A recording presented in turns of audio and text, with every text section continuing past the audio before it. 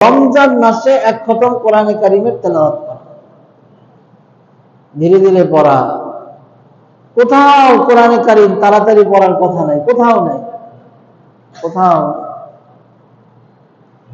এই তাড়াতাড়ি পড়ার অভ্যাস এই আমাদের উপমহাদেশে, ভারত, পাকিস্তান, বাংলাদেশে, দুনিয়ার আর কোথাও, মিডল ইস্টে দেখেন, আরবে দেখেন, কোথাও তাড়াতাড়ি পড়ার রেওয়াজ নাই, চর্চা নেই। আল্লাহ সুবহানাহু ওয়া তাআলা এই রমজান মাসে কোরআন নাজিল করেছেন। এই কোরআন নাজিলের কারণে রমজান মাসের মর্যাদা বেড়ে গেছে। সুবহানাল্লাহ। সমস্ত মাসের মধ্যে সবচেয়ে শ্রেষ্ঠ মাস হচ্ছে রমজান মাস।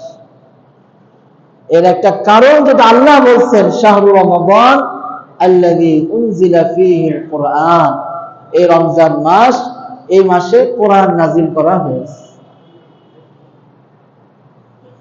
এই কোরআন নাজিল হয়েছে কোথায়? মক্কা, মদিনা।